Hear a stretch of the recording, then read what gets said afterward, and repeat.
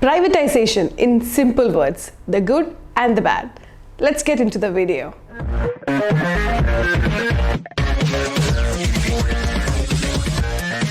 So in this video, we will look into privatization in an educational way, not the political way. The transfer of ownership, property or business from government to the private company or private sector is called privatization.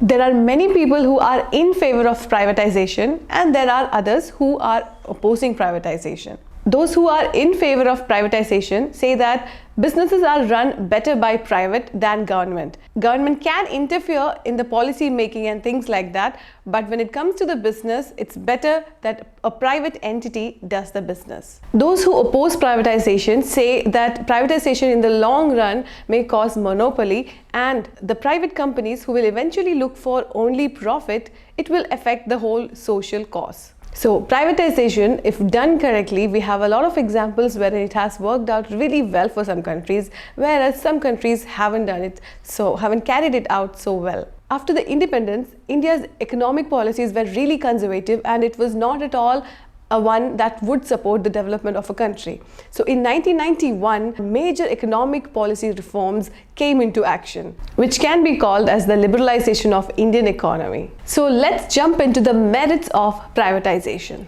The first and the main point is less corruption. We know that corruption is there everywhere in many countries, like most of the countries. I think all countries might have it in some amount. Plus, even the private sector might have corruption. But the amount of corruption and corrupted people in the government sector of India, the number is alarming and many reports suggest that. If you have ever been to a government office to get a job done, you know that how long it takes for you to wait in the queue to submit a form or a file, and then to get it done, you might have to pay bribe. Also, a survey by CNN states that 1 out of 2 Indians have paid bribe at least once in their lifetime. See, I'm not saying that the private sector is completely free of corruption. It definitely has corruption on different levels, mostly on the top managerial, top management levels. But in comparison to government sector, it's far too less. Now, the next point is good service. I think more than the corruption factor, private sector stands apart from government sector in terms of services. I don't know about you, but I have experienced a lot of bad service from government offices. And we all know that how the private sector are good with their customer service and in service, their service in general. You can actually experience the difference if you have ever been to a government bank versus a private bank. In most cases, privatization results in competition between the companies and it will eventually result in lower prices. And we all can agree with this with the example of telecom sector in India. Privatization results in efficiency because the employees are thoroughly evaluated based on their work. Now let's have a look at the demerits of privatization. The first demerit of privatization is definitely monopoly.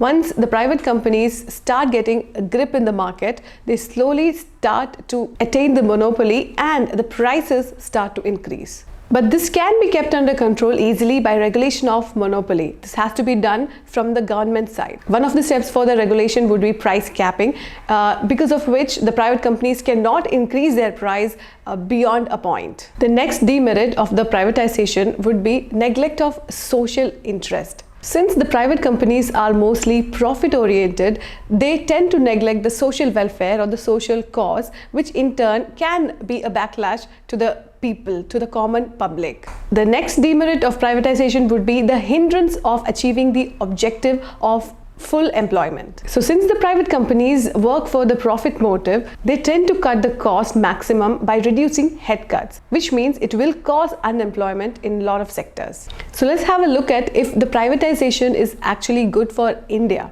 Like we saw the benefits of privatization, that is much required in India, but I believe personally that more than supporting fully privatization, it is better to have a public-private partnership method. Well, this was my attempt to explain privatization in a simple, educative point of view. You may have noticed that I haven't included the political side or the recent privatization discussions regarding the railways, BPCL, etc.